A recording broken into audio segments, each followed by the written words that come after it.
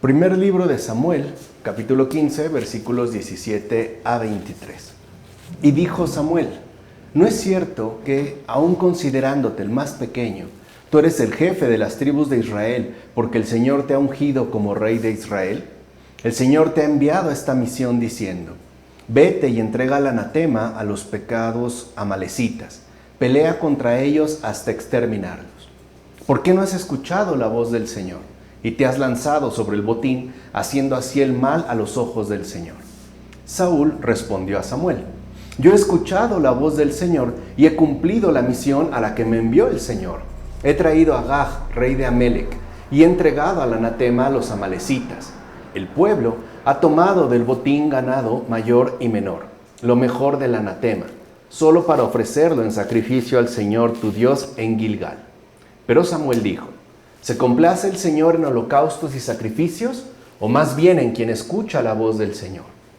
Obedecer es más que un sacrificio, la docilidad más que la grasa de carneros. Pecado de hechicero es la rebeldía, crimen de idolatría la obstinación. Por haber rechazado la palabra del Señor, Él te rechaza como rey. Saúl se hinchó de soberbia por el culmen del poder. En efecto, el Señor puso a Saúl al frente por su humildad inicial y finalmente lo reprobó por su soberbia.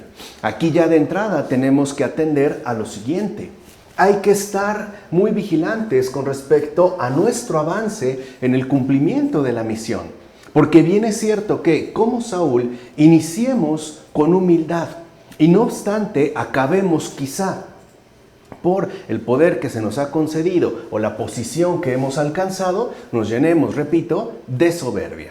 Dios mismo lo atestigua al decir: siendo pequeño a tus ojos, ¿no te he constituido cabeza de las tribus de Israel? Primero, Saúl se sabía pequeño, pero luego, afianzándose en su poder temporal, no se consideró ya tal. De hecho, hasta se consideró mayor a todos, ya que, al compararse con los demás, tenía más poder que ellos. Y aquí tenemos un criterio para ver cómo es que podemos incurrir en soberbia. En primer lugar, y sobre todo, debido al poder temporal que se nos haya podido conceder. Y después, a partir de dicho poder temporal, según el estatus que nosotros mismos nos atribuimos y el lugar que queremos ocupar ante los demás. Por ejemplo, en el caso de Saúl, ¿no?, al colocarse por encima de todos, puesto que tenía más poder, ¿no? Evidentemente, poder temporal. Cosa curiosa, cuando para sí era pequeño, fue grande para Dios. Pero cuando se creyó grande, fue pequeño para Dios.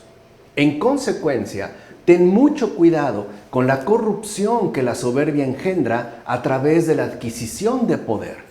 Lucha pues contra la soberbia y no te dejes dominar por ella, como dice Gregorio Magno en la regla pastoral. Y tiene razón.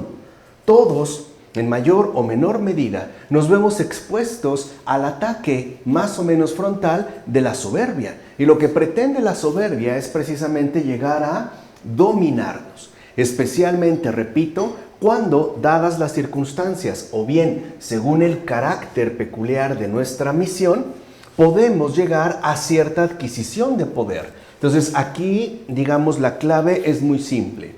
A mayor poder tengamos, mayor será la humildad que debemos conservar. Y por ende también mayor será la lucha que tendremos que emprender contra la soberbia. Ahora bien, tampoco Saúl sacó provecho de su forma de actuar después de haber sido reprendido de negligencia por Samuel.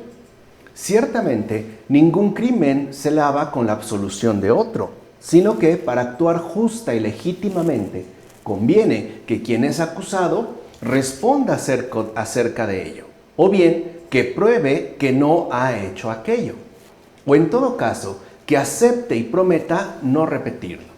Pero si alguien es acusado de un crimen, como Saúl, y no quiere confesarlo, sino que para encubrir la verdad habla de otras cosas, demuestra manifiestamente que la ha hecho y lo ha llevado a término.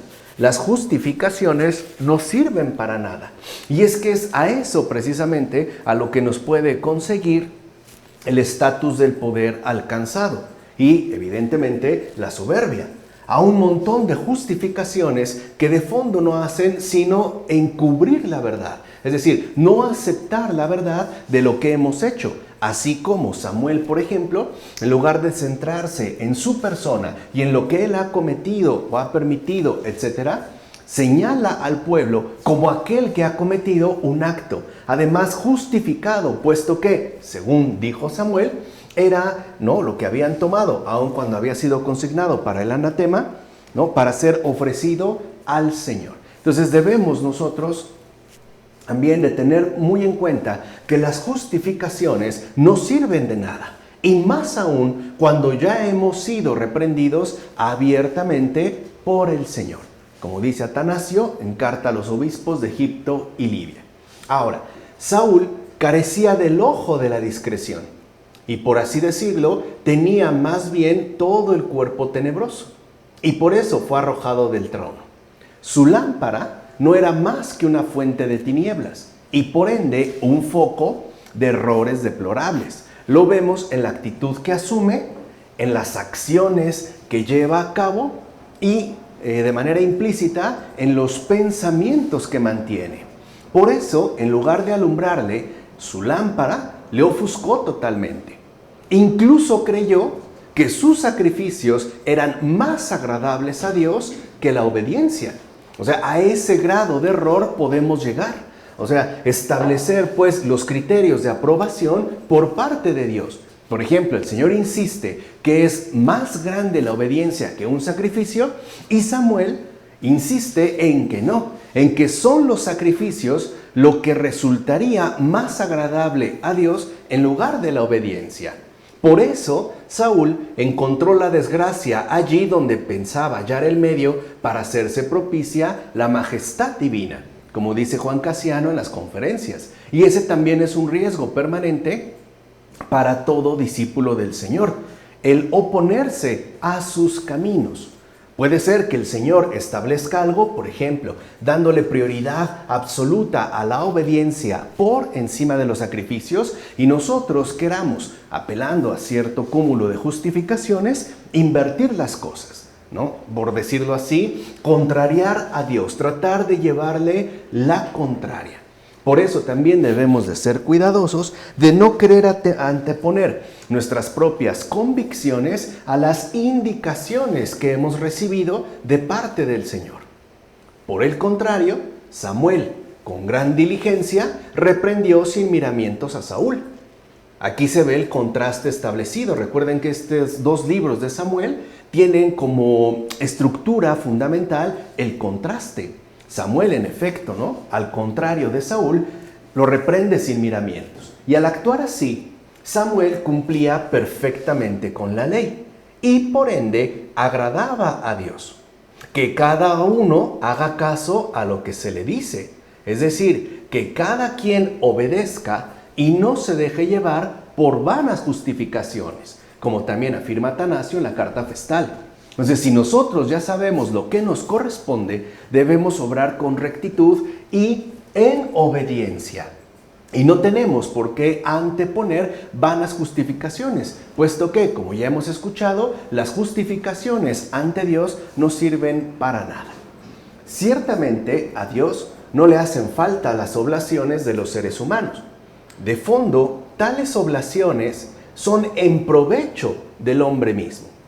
Por eso Samuel, cuando vio que se descuidaba la justicia, puso de manifiesto que no son los sacrificios ni el cumplimiento de otras normas lo que Dios aprecia, sino la fidelidad a Él puesta de manifiesto a través de la obediencia. Y es que no estamos hablando de una obediencia a ciegas, sino de una total fidelidad a Dios. En eso consiste la obediencia creyente. En efecto, ¿de qué sirven los sacrificios si no hay obediencia ni fidelidad a Dios? Como lo afirma claramente Ireneo de León en contra de los herejes. ¿De qué me sirve a mí ofrecerle al Señor 1000 sacrificios, realizar en su honor 1000 holocaustos, si no soy fiel al cumplimiento de su voluntad? ¿De qué sirven pues los sacrificios si no hay obediencia? La obediencia, no lo olvidemos, tal y como lo dijo abiertamente Samuel, es más que un sacrificio. En todo caso, este es el mayor vicio que padece la humanidad, a saber, que después de haber pecado, el ser humano se refugia en 1000 excusas, en lugar de llevar a cabo la confesión de su arrepentimiento. Y esto es algo ya evidente desde el pecado inicial de Eva y Adán. Sabemos que ellos han cometido pecado cada uno y que en lugar de reconocer y aceptar su falta, apelan a excusas e incluso al señalamiento de alguien más, ¿no? Adán señala, inculpa a Eva y Eva a la serpiente, en lugar de llevar a cabo la confesión de su arrepentimiento. Bueno, de acuerdo con Casiodoro, este es el vicio mayor de la humanidad, que no reconocemos lo que hemos cometido, ¿no? Y por ende no llevamos a cabo la confesión de un verdadero arrepentimiento. Esta fechoría se ha de contar entre los más grandes pecados, ya que ciertamente retiene y obstaculiza la necesaria penitencia. Es decir, sin la confesión sincera del propio pecado, nosotros mismos obstaculizamos la obra de salvación, que atravesará la necesaria penitencia. Entonces es importante no incurrir en este pecado grave. O sea, el no llevar a cabo la confesión del pecado y por ende, ¿no?, manifestar un sincero arrepentimiento. Bien, capítulo 15, versículos 24 a 33. Saúl dijo entonces a Samuel: he pecado al desobedecer la orden del Señor y tus palabras. Tuve miedo al pueblo y le hice caso. Pero ahora tú perdona mi pecado, vuelve conmigo y me postraré ante el Señor. Samuel le respondió: no volveré contigo. Has rechazado la palabra del Señor y Él te rechaza como rey de Israel. Samuel se volvió para marcharse, pero Saúl le agarró por el extremo del manto, que se rasgó. Sin embargo, le dijo Samuel: el Señor te ha arrancado hoy el reino de Israel para entregarlo a otro más digno que tú. La gloria de Israel no miente ni se arrepiente, porque no es un hombre para arrepentirse. ¿Por qué Saúl, cuando le corrigió Samuel, a pesar de haber dicho también he pecado, no mereció oír lo que sí escuchó David? Es decir, que el Señor le había perdonado. ¿Acaso hay acepción de personas en Dios? De ningún modo. Lo que sucede es lo siguiente.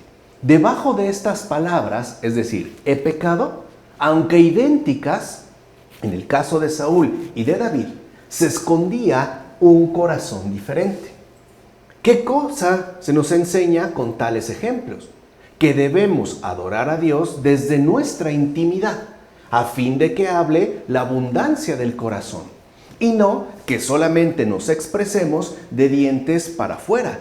Es decir, en pocas palabras, la adoración debida a Dios no es una mera formalidad. No se trata de una especie, ¿no?, de formalidad verbal.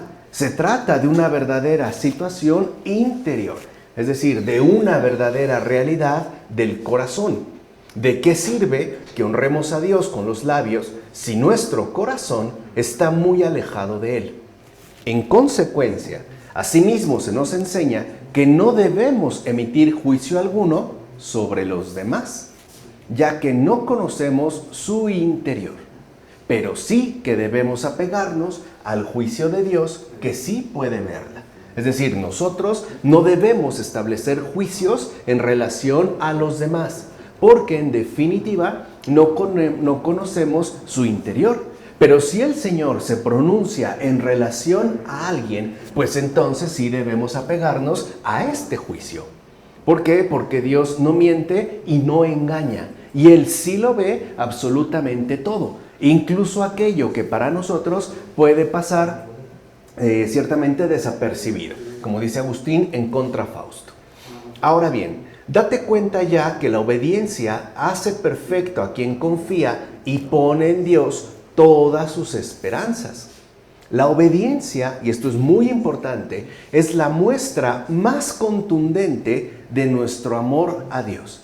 Repito, la obediencia es la muestra más contundente de nuestro amor a Dios. De ahí que la desobediencia es lo que más nos aparta de Él, como dice Gregorio Nacianceno en el discurso apologético sobre la fuga. Y eso es algo que también debemos de tomar muy en cuenta. ¿Qué tan desobedientes somos con respecto a los juicios que Dios mismo ha emitido? Ya dijimos, puede ser que nos intentemos excusar, ¿no?, a través de 1000 pretextos. O bien, cosa peor aún, que digamos una cosa con los labios cuando en nuestro interior hay algo muy distinto. Por eso un buen criterio de amor a Dios es la obediencia. Y por ende también un buen criterio para determinar el alejamiento con respecto a Dios es la desobediencia. De ahí pues que cada uno de nosotros haga lo que le corresponde, lo haga ciertamente con rectitud y que no busque excusarse en pretextos vanos. Además, es propio de los reyes el gobierno político, pero el ordenamiento eclesiástico es tarea de los pastores y de los doctores. Fíjense, o sea, ya los padres de la iglesia desde antiguo reconocían estos dos órdenes necesarios para nuestra vida humana. Es decir, el orden que corresponde al gobierno político y también el ordenamiento eclesiástico. El gobierno político tenía que ver con el ordenamiento de nuestra conducta externa, mientras que el ordenamiento eclesiástico tiene que ver más bien con nuestra realidad interior. Ambos órdenes son distintos, pero complementarios. Se requieren, pues. No podemos prescindir ni de uno ni de otro. Ni podemos, por ejemplo, aspirar a que el gobierno político también asuma el control del ordenamiento eclesiástico. Y al revés. Tampoco podemos aspirar a que el ordenamiento eclesiástico absorba también el gobierno político. Cada uno ciertamente tiene sus tareas correspondientes. En este caso, el gobierno político a los mandatarios, a los dirigentes, en este caso a los reyes. Bueno, pero el ordenamiento interior, nuestra vida interior, las cuestiones del alma, eso no es tarea de los gobernantes, sino de los pastores y los doctores. Cualquier otra cosa es mera piratería. Saúl rasgó el manto de Samuel. ¿Y qué fue lo que sucedió entonces? Pues que Dios dividió su reino y se lo dio a David. Lo mismo sucede con nosotros. En efecto, nosotros somos súbditos del rey en lo referente a la vida material. Por ejemplo, en cuestión de impuestos, tributos y contratos. Y esto sigue ocurriendo así.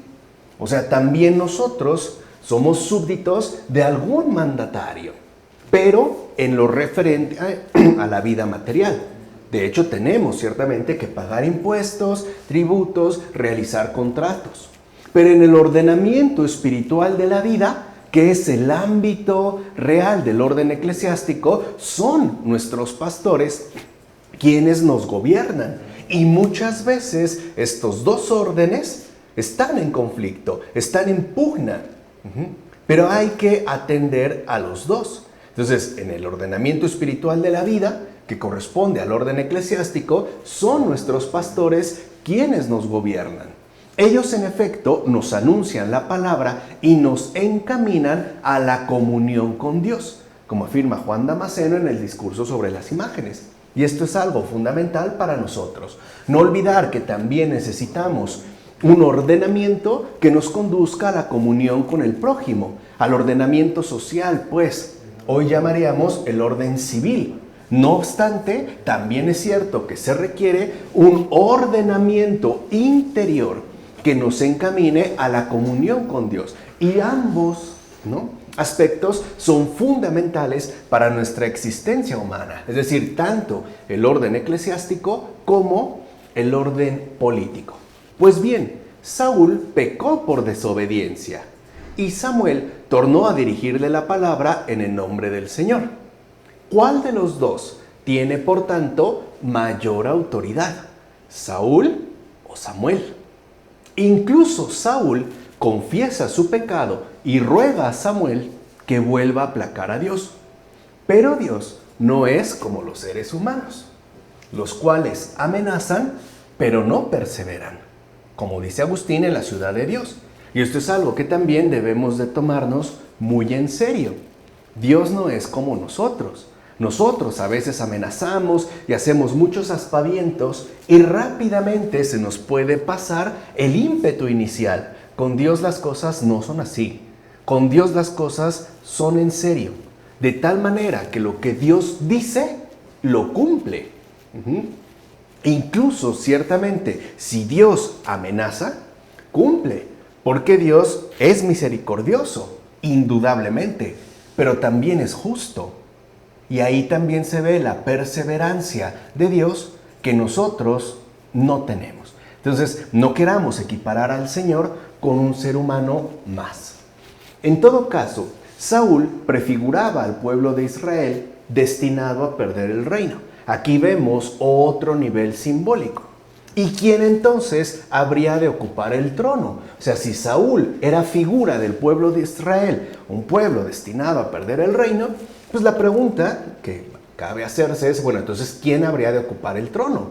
Pues nuestro Señor Jesucristo, nacido de la estirpe de David. En efecto, David no era tampoco el rey definitivo, ya que pasados 40 años también perdió el reino de Israel, ¿no? Ya lo veremos adelante en el segundo libro de Samuel. O sea, tampoco es que se afirmara que David o ese otro que no era Saúl era ya el rey definitivo. Por ejemplo, en este caso ya claramente David, porque también este pierde el reino de Israel. Así pues, este reino del que se está hablando a través del profeta Samuel no es el reino carnal, sino el reino espiritual. O sea, aquel que corresponde al Nuevo Testamento según la carne de Cristo, como afirma Agustín en La Ciudad de Dios, que es también una manera bastante peculiar a través de la cual los profetas, iniciando por Samuel, ¿no?, anuncian la venida del Señor, es decir, su encarnación y por ende el establecimiento del reino espiritual, el cual está ya atestiguado en el Nuevo Testamento. Capítulo 15, versículos 34 y 35. Luego Samuel marchó hacia Ramá y Saúl subió a su casa en Gibeá de Saúl. Samuel no volvió a ver a Saúl hasta el día de su muerte. Sin embargo, se lamentaba por él, porque el Señor se había arrepentido de constituirlo rey de Israel. Mira, ¿qué fue lo que alejó a Samuel de Saúl de manera definitiva? ¿Qué fue realmente lo que los separó? ¿Por qué Samuel se apartó de Saúl y no lo volvió a ver? Pues la falta de arrepentimiento de este último. Y vean, aquí hay como una luz muy esperanzadora.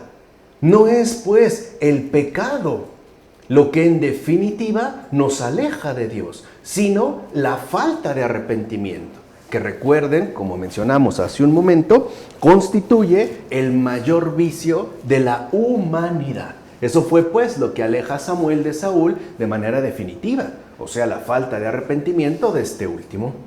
En efecto, los que incurren en maldad tienen necesidad de arrepentimiento, ya que es la única medicina que en verdad les conviene. Saúl no tuvo arrepentimiento sincero debido a sus éxitos, es decir, debido a la arrogancia de su corazón, una arrogancia que, como también ya comentamos, está profundamente relacionada con el éxito terrenal, con la adquisición de poder. ¿Cómo podrán mantenerse firmes en su dominio aquellos que pretenden quedar sostenidos por ellos mismos? Tarde o temprano habrán de caer, como afirma Gregorio de Niza en Contra Eunomio. Por eso es tan fundamental que nosotros no omitamos bajo ninguna circunstancia la necesidad de arrepentimiento sincero. Si no lo hacemos, tarde o temprano hemos de caer, tal y como le ocurre a Saúl. En todo caso, Samuel lloró y se lamentó por Saúl porque no quería curar las heridas de la soberbia con la medicina de la penitencia. Por eso vemos cómo su arrepentimiento no fue sincero. No se trata de algo realmente lamentable que nos habría de estremecer a cada uno de nosotros, tal y como ocurrió en aquella ocasión con Samuel. Si no nos estremecemos, es porque carecemos de verdadero celo por las almas, como afirma Jerónimo en una de sus cartas, y es algo también muy importante. ¿Cuántas veces quizá no hemos conocido a mucha gente que no tiene o no manifiesta la menor intención de arrepentimiento a pesar de sus faltas evidentes? Samuel se estremece. Nosotros nos estremecemos o por el contrario permanecemos indiferentes. Si nos estremecemos, como dice Jerónimo, es porque verdaderamente poseemos un celo, el celo apostólico, el celo por las almas. Si no, si me da igual o no me importa, ¿no? Definitivamente es porque, ¿no? En último término, las almas no tienen relevancia para mí. Pero esto es delicado porque sabemos que la voluntad del Señor es que todos se salven.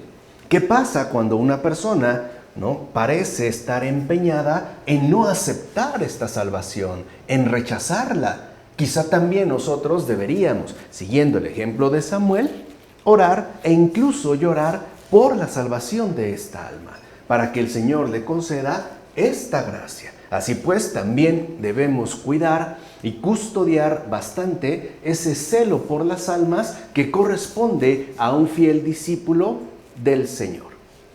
Capítulo 16, versículos 1 a 5. Dijo el Señor a Samuel: ¿hasta cuándo vas a llorar por Saúl, si yo le he rechazado ya como rey de Israel? Llena el cuerno de aceite y ven, que voy a enviarte a Jesé de Belén, porque he elegido entre sus hijos un rey para mí. Era algo preceptivo entre los judíos preparar un ungüento sagrado para poder ungir con él a los llamados al sacerdocio y al reinado. Algo que los romanos hacen por medio del vestir de púrpura al que ha conseguido la dignidad imperial. Ahora bien, los antiguos griegos usaban el verbo kriestai para esta acción, es decir, para la acción de ungir. Así pues, es claro que con tal unción se está haciendo referencia a quien nosotros llamamos Cristo, es decir, el ungido, y por tanto al verdadero sacerdote y rey. Al ungido en hebreo se le llama Mesías, como nos recuerda Lactancio en las instituciones divinas. Entonces, al hablar de este rey que va a ser ungido, al hablar del ungido, se está hablando ciertamente de Cristo, que es el verdadero sacerdote y rey. Y a este ungido, Cristo, Christos en griego, en hebreo se le llama o se le dice Mesías. En todo caso, una vez que hemos descifrado el sentido literal, descubramos también el sentido interior. ¿Qué sentido tiene el que se ordene llenar el cuerno de aceite, sino que en la Santa Iglesia se ha de elegir un pastor tal que, lejos de ser conocido como transgresor, sea recomendado como gran ejemplo para los demás? El cuerno es el arma del animal. Así pues, la autoridad y el poder para amonestar, ¿no son acaso las armas del más grande obispo? Los pastores, en efecto, hieren con el cuerno cuando enderezan a los pecadores con agudas correcciones. Herir con el cuerno es, pues, replicar a los pecadores con agudeza.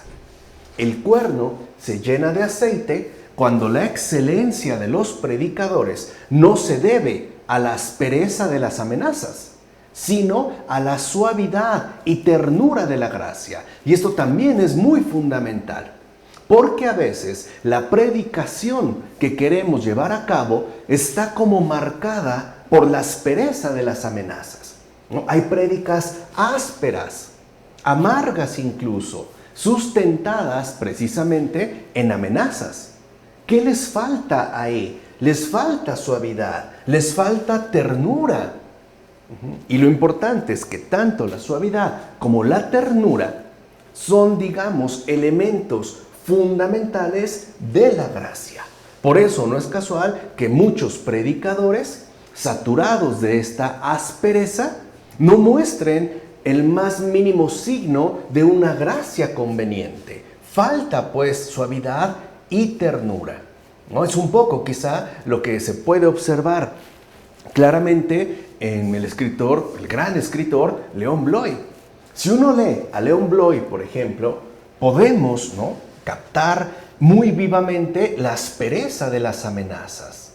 Pero ¿qué falta en León Bloy? La suavidad y ternura de la gracia.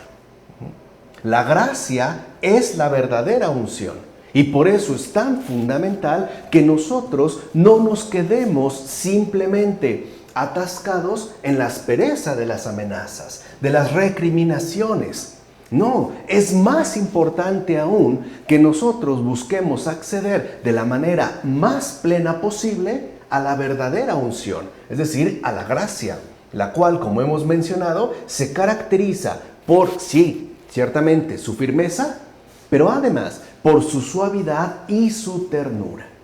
Por eso se unge con aceite a los sacerdotes, es decir, para que se vean colmados de la más sublime altura, o sea, aquella que corresponde a la plenitud de gracias concedidas. Y eso es lo que sucede, por ejemplo, en la unción sacerdotal. Ahí se les da una plenitud de gracias concedidas. Ahora bien, ya que el aceite es combustible, podemos decir que el aceite de los pastores es el amor del corazón. Deben pues tener un corazón ardiente, es decir, lleno del Espíritu Santo. Y el Espíritu Santo no tiene aspereza, es suavidad, es dulzura, es ternura, sin, por ello, excluir la firmeza. Entonces, todos estos gestos no son meros ritualismos, tienen una carga simbólica muy importante. Es decir, el corazón de los pastores debe ser un corazón verdaderamente ardiente, debe estar colmado de aceite. Recuerden que en la antigüedad las lámparas eran de aceite y el aceite era un combustible, ¿no?, usado de manera muy extensiva. Entonces, lo que debe caracterizar al pastor es este corazón ardiente, es decir, lleno del Espíritu Santo.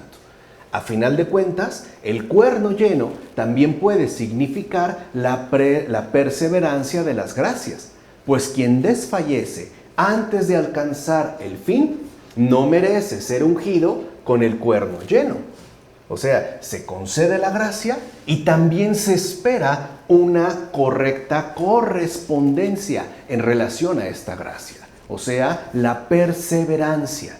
Por eso el cuerno va lleno. La unción no es, digamos, mínima o escueta, es plena. El cuerno está lleno.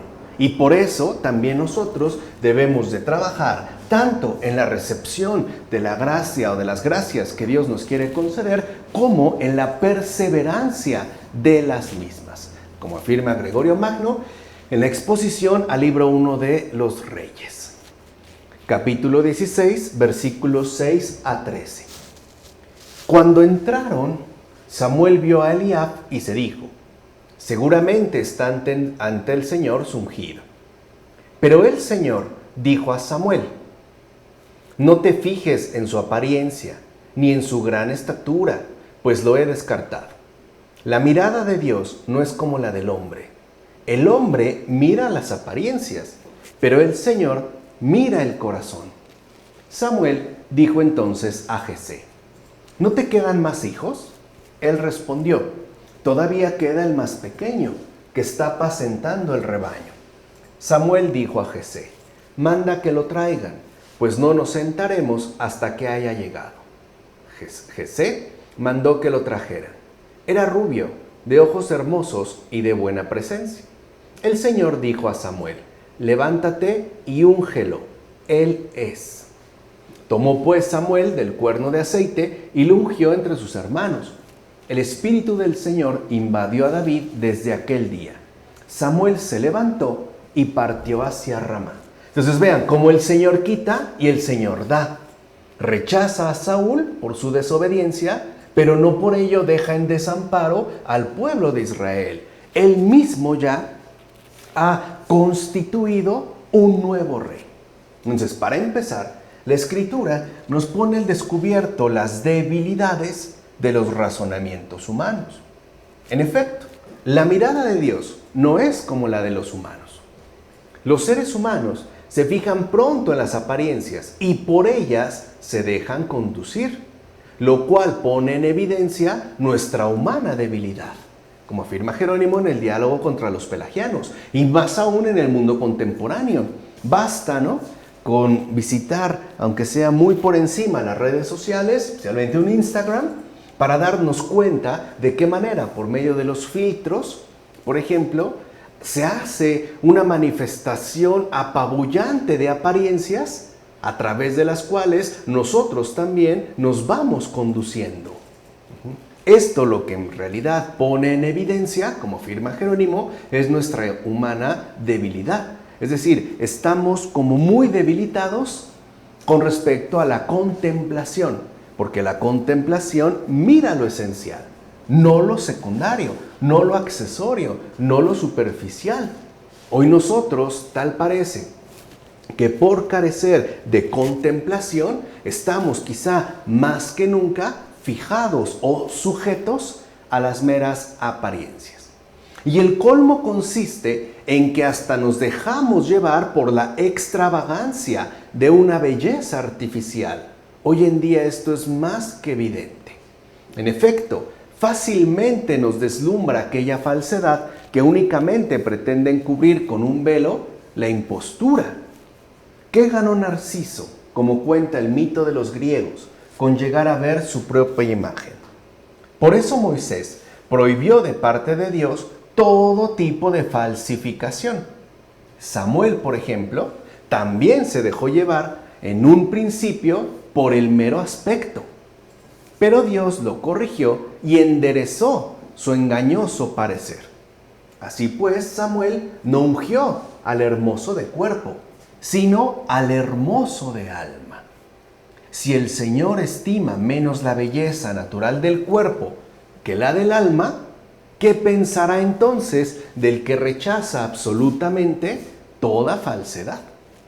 Como afirma Clemente de Alejandría en el Pedagogo. Fíjense, el Señor no rechaza para nada la belleza natural del cuerpo. Simple y sencillamente la coloca en su lugar. Porque si bien es cierto, es importante la belleza natural del cuerpo, es más importante todavía la belleza espiritual del alma. Y para poder alcanzar esta belleza espiritual del alma, tenemos que rechazar absolutamente todo tipo de falsedad. O sea, debemos rechazar por completo, romper definitivamente con la mentira, con el engaño, ¿no? Debemos ser ajenos a cualquier tipo de falsificación, especialmente interior. Lo mismo que ocurriría en el caso natural del cuerpo. No deberíamos nosotros dejarnos llevar por meros artificios, por falsedades, ¿no?, hechas con el fin de generar una apariencia seductora, pero falsa. No, tendríamos ciertamente que aspirar a que el Señor nos contemple según la hermosura de nuestra alma y no necesariamente según la belleza natural de nuestro cuerpo. Abstente, por tanto, de juzgar a los demás según las apariencias, es decir, según lo que aparece primeramente ante tus ojos. Ese, al parecer, es nuestro criterio de evaluación. Evaluamos a partir de lo que aparece primeramente ante nuestros ojos. Y a partir de ello es que establecemos juicios, ¿no?, con respecto a los demás. Es decir, nos guiamos por las apariencias. En efecto, hay muchos que a pesar de su falta de belleza exterior, llevan en verdad una vida angélica. Es decir, tienen una alma espiritualmente bella, tienen belleza de alma. Dios es el único juez porque examina lo oculto, no nosotros. Dios, a diferencia de nosotros, seres humanos, distingue el corazón. Es decir, Dios va directamente a lo esencial. Nosotros no. Muchas veces nos quedamos enganchados en las apariencias, o sea, en lo que aparezca primeramente ante nuestros ojos, como dice Gregorio Nacianceno en el discurso sobre el santo bautismo. Definitivamente, tú, como ser humano, conoces a cada uno por fuera y en consecuencia juzgas por lo que ves y de hecho juzgas hasta donde alcanzan tus ojos. No obstante, como se dice en el libro de Esdras, los ojos del Señor son profundos. El ser humano mira a la cara, Dios al corazón. Por eso el Señor conoce a los suyos. De hecho, solo el Señor conoce hasta las más íntimas profundidades de cada uno. En efecto, Él conoce cualquier viento de tentaciones y las pajas mínimas de una fe inestable, como afirma Tertuliano en la prescripción contra los herejes, cosa que evidentemente no aparece en el plano, por ejemplo, corporal. Nosotros podemos ver ciertos defectos corporales, incluso ciertas anomalías, pero no tenemos esa visión de Dios que lo conoce absolutamente todo, incluso aquello que para cada uno de nosotros puede pasar hasta desapercibido. Por ejemplo, cualquier mínimo viento de tentación y sobre todo esas pajas mínimas, esa suerte de residuos pequeños pero genuinos de una fe inestable. O sea, puede ser que cada uno de nosotros, ¿no?, afirme tener fe en el Señor. Claro, pero dadas las circunstancias concretas de vida, ahí se pueden poner al descubierto esas pajas mínimas, pequeñas, pero repito, genuinas, que en todo caso corresponderían a una fe inestable. En todo caso, el surgimiento de David fue debido a la intervención divina, es decir, fue fruto del Espíritu Santo. No es algo que David haya pedido, es algo que el Señor mismo le concede. Entonces, tengamos en cuenta esto, el surgimiento de David fue debido a la intervención divina. Así pues, David no es resultado de acciones humanas, ni por nacimiento, ni por medio de ángeles. David es obra del Espíritu Santo, lo cual indica ya la línea directa de su posterior descendencia. Es decir, aquí también se está hablando de Cristo, obra plena del Espíritu Santo, de la encarnación, de la maternidad virginal de María. Entonces, la propia elección de David es obra del Espíritu Santo, como lo será la encarnación del Señor en el vientre de su Santa Madre, como afirma Casiodoro en el comentario a los Salmos, capítulo 16, versículos 14 a 23. El Espíritu del Señor se había alejado de Saúl y le perturbaba un mal espíritu enviado por el Señor. Sus mismos servidores le dijeron: mira, un mal espíritu enviado por Dios te perturba. Da, Señor, una orden a tus siervos y que busquen un hombre que sepa tocar la cítara para que, cuando el espíritu te atormente, pueda tocar para aliviarte. Saúl dijo a sus siervos: he visto a un hijo de Jesé, el betlemita, que sabe tocar. Es valiente, buen guerrero, grato en la conversación y de buena presencia. El Señor está con él. Envió Saúl mensajeros a Jesé diciendo: mándame a tu hijo David, el que está con el rebaño. Y así, cuando el mal espíritu asaltaba a Saúl, David tomaba la cítara y tocaba. Saúl se aliviaba y se sentía mejor, y el mal espíritu se alejaba de él.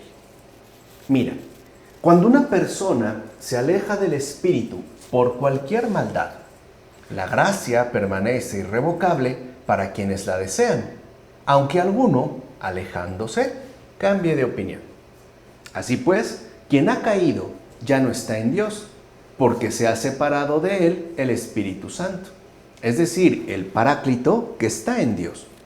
En tal caso, el pecador permanecerá en aquel al que se ha sometido, tal y como ocurrió a Saúl, como afirma Atanasio en sus discursos contra los arrianos. Entonces, cuando nosotros, por ejemplo, no permanecemos fieles al Señor y por tanto incurrimos en pecado, lo que sucede es que quedamos sometidos al pecado, aunque la confesión de la falta cometida y un sincero arrepentimiento nos pueda poner de nuevo en comunión con el Señor. Mientras tanto, como ocurre con Saúl, nosotros permanecemos en una sujeción completamente ajena. ¿Qué significa entonces apartarse del Espíritu de Dios? Significa dejarse apoderar por el espíritu maligno, tal y como le ocurrió a Saúl. Eso significa apartarse del Espíritu de Dios, dejarse apoderar por el espíritu maligno. Ahora bien, ¿es que Dios posee un espíritu maligno? En absoluto. Lo que sucedió es que Dios se apartó de Saúl y en consecuencia el alma humana queda como sometida al espíritu maligno. Por eso David, habiendo visto lo ocurrido al rey Saúl, suplica a Dios con estas palabras: no apartes de mí tu Santo Espíritu, como lo dice en el Salmo 51, y lo afirma Jerónimo en el Tratado sobre los Salmos, que me parece también una oración que debería de ser ciertamente frecuente en nosotros. Pedirle al Señor: no apartes de mí tu Santo Espíritu. Porque si nosotros ciertamente descuidamos la donación que el Señor nos hace de su Espíritu, quedaremos sujetos a un espíritu maligno.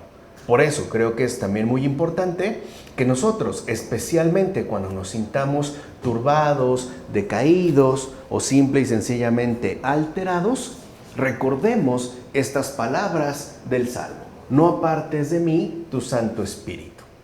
Así pues, parece que el diablo tiene su propio poder, si es que lo tiene. Lo que sucede es que este poder consiste en apropiarse de todos aquellos que no pertenecen a Dios. Es decir, si nosotros rechazamos a Dios o nos apartamos de su espíritu, el diablo se va a apropiar de nosotros. Estaremos pues como desprotegidos. En efecto, su poder consiste en apoderarse de las almas que están abandonadas del poder de Dios. Quiere decir que en realidad, el diablo no puede hacer absolutamente nada si nosotros estamos en comunión con Dios. Pero si no lo estamos, entonces, al quedar expuestos, él aprovecha esta carencia y se apodera de las almas. Es como si el diablo se abalanzara sobre una posesión sin dueños, como suele ocurrir incluso en los ámbitos citadinos. Hay una propiedad abandonada y llega un grupo de personas o una persona y por carecer de dueño, por estar en esa situación de abandono, pues se la apropia. Ahora bien, nada le es lícito por propio poder contra los familiares de Dios, porque cuando le está permitido, los ejemplos consignados por las Escrituras muestran los motivos. En efecto, o bien, hablando de los motivos, es para someter a prueba, se le concede el derecho de tentar al provocado o al provocante, o bien, como reprobación, se le pone en sus manos al pecador, como en manos del verdugo para el castigo. Este fue el caso de Saúl. Entonces, podemos decir que en realidad, cuando se afirma en la Escritura que por un mal espíritu enviado por el Señor, no es que el Señor lo posea, es que el Señor es el creador, es el Señor de todas las cosas. Y con ello se quiere decir que el diablo en realidad no tiene un poder propio, a menos que ocurra, como fue el caso de Saúl, que Dios mismo como castigo, lo ponga en manos del demonio, como si se pusiera en manos de un verdugo para padecer entonces, en este caso, el castigo, como dice Tertuliano, en la huida en tiempo de persecución. Ahora bien, fíjate en David, que desde su infancia fue especialmente elegido por el Señor como príncipe de los cantores y tesoro de poemas.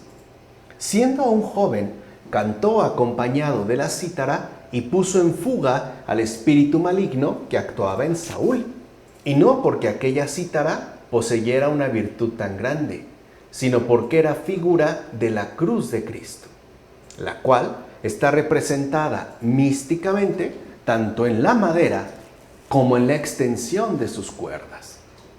En efecto, la cruz de Cristo, es decir, su divina pasión, es el canto único que vence ya desde entonces al espíritu maligno, como afirma Nicetas de Remesiana en Sobre el bien de la Salmodia, cosa que además resulta ser no solo verdad, sino una muy hermosa verdad. La cruz del Señor, es decir, su pasión, es el único canto que vence y disipa al espíritu maligno. No hay, pues, poder más grande ante el espíritu maligno que la pasión del Señor. Y por ende, su cruz es un canto de triunfo, es un canto de victoria. De hecho, es un canto glorioso la cruz del Señor. Y ya se estaba anunciando desde entonces que es el único remedio contra el espíritu maligno. Así pues, no hay que olvidar por negligencia que cuando el mal espíritu invadía a Saúl, David tocaba la cítara y calmaba su delirio. ¿Y qué se quiere significar por medio de Saúl sino la soberbia de los poderosos? ¿Y qué da a entender David sino la vida humilde de los santos, amigos de Dios? Mira, cuando a Saúl le atacaba un espíritu inmundo, David templaba su delirio entonando un canto. O sea que, cuando la disposición de los poderosos por su soberbia se convierte en delirio, es necesario que restablezcan la salud de su alma por medio de la dulce melodía de la humildad. Sin esta medicina, el alma soberbia no puede recuperar la cordura. O sea que, sin Cristo, estamos perdidos. Sin la medicina o sin este remedio pleno que nos ofrece el Señor en su pasión, no podemos ciertamente curar el alma, recuperar la cordura y muy en particular de esta gravísima enfermedad llamada soberbia. En todo caso, tengamos en cuenta que por medio de David se nos invita a refrenar las pasiones que las circunstancias de la vida hacen surgir en nosotros de forma variada e intensa. Es decir, nosotros, como dice Gregorio de Niza en Sobre los títulos de los salmos. O sea, aquí también se nos recuerda lo siguiente: dadas las circunstancias de nuestra vida humanamente concreta, se harán presentes determinados desórdenes y determinadas pasiones. Bueno, lo que tenemos que hacer es refrenarlas por medio de la medicina adecuada. Es decir, no debemos perder de vista el canto glorioso y triunfal del Señor Jesús. Debemos tener, pues, muy presente el triunfo de Cristo en la cruz. En primer lugar, para que nuestra alma se vea liberada de la soberbia. En segundo lugar, para que podamos conservar la cordura. Y en tercer lugar, para que no seamos presas del mal espíritu, sino que, por el contrario, nos veamos libres de cualquiera de sus acechanzas. Capítulo 17, versículos 1 a 11. Los filisteos reunieron sus tropas para la batalla. Los filisteos ocupaban una montaña, los israelitas ocupaban la opuesta, y entre los dos quedaba el valle. De las filas filisteas salió un valiente guerrero llamado Goliat de Gat, cuya estatura era de 6 codos y un palmo. Llevaba un yelmo de bronce sobre su cabeza y vestía una coraza de escamas que pesaba unos 5,000 siclos de bronce. En las piernas llevaba polainas de bronce y sobre la espalda una jabalina también de bronce. El asta de su lanza era como el madero de un tejedor y la punta de la lanza era de 600 siclos de hierro. Su escudero iba delante de él. Fíjense algo ya de entrada importante. La Escritura se detiene a darnos detalles con respecto a esta figura, Goliat de Gat, que ya de entrada es sumamente contrastante con respecto a David, ¿no? De apariencia agradable, pequeño, sencillo y humilde. Aquí no. Se está hablando prácticamente de un gigante que lleva una armadura, ¿no? Al menos pareciera en principio, invencible. Todo cubierto, amenazante, literalmente como si se tratara de un titán. Y no es casual, y con esto ya terminamos el día de hoy, que la Escritura se detenga, ¿no? En esta descripción ciertamente detallada de Goliat. Pongamos atención en Goliat, envalentonado por la soberbia de su poder corporal y por ende confiado arrogantemente en todo lo que puede. Va cubierto de bronce por todos lados. Y no debe sorprendernos que la Escritura afirme que los filisteos estaban por un lado, ¿no? Ya sabemos, y por el otro, los israelitas, en medio del valle. En efecto, de la iglesia es expulsado el impugnador de la herejía, el cual a veces suele adquirir dimensiones enormes. Pero fíjate bien en lo siguiente. Aunque está dentro de la iglesia, se encuentra colocado en posición contraria al Señor. Es decir, es su enemigo. Así pues, Goliat está en pie en la iglesia y provoca desde su oposición al pueblo del Señor, como afirma Paulo Orosio en el libro apologético. Algo que hasta la fecha sigue ocurriendo. Ya Benedicto XVI nos dijo abiertamente que los verdaderos enemigos de la iglesia no están afuera, están dentro. Y muchos de ellos son como Goliat. Es decir, su oposición a Dios, en tanto enemigos, al interior mismo de la iglesia, adquiere ciertamente dimensiones enormes. Parecen titanes invencibles y se mueven, como en el caso de Goliat, con una suerte de arrogancia inquebrantable, muchas veces confiados, ¿no?, en lo que pueden hacer o lo que podrían llegar a hacer.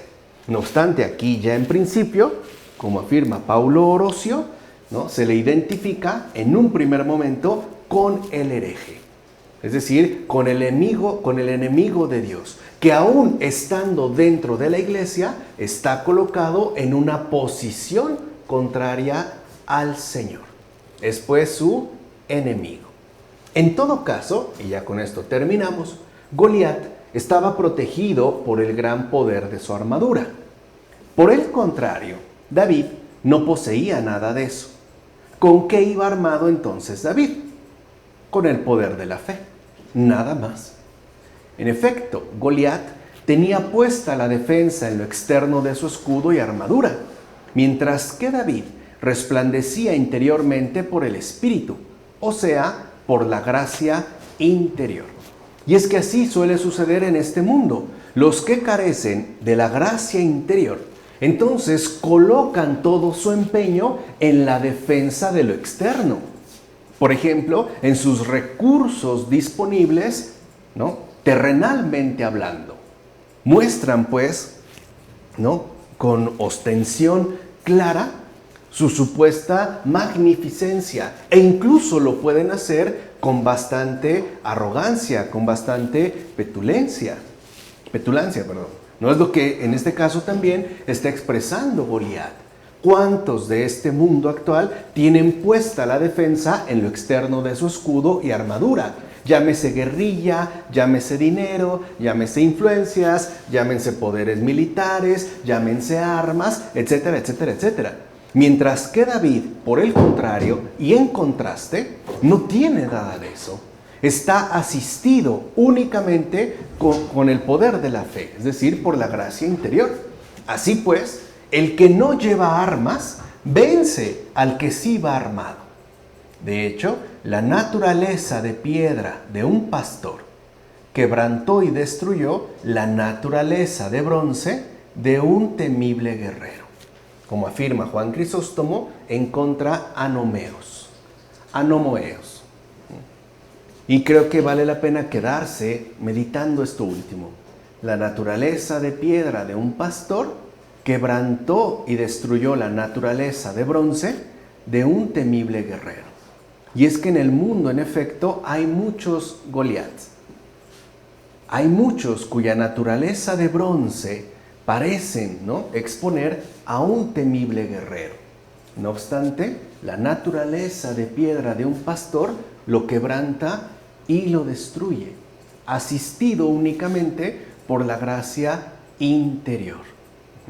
Esta naturaleza de piedra es efectivamente la iglesia. La iglesia no tiene un ejército, no tiene armas, no tiene literalmente poderío en sentido mundano, pero sí tiene la gracia interior. Y por eso es capaz de quebrantar y destruir la naturaleza de bronce de cualquier temible guerrero. Pues bien, vamos a dejarle hasta aquí.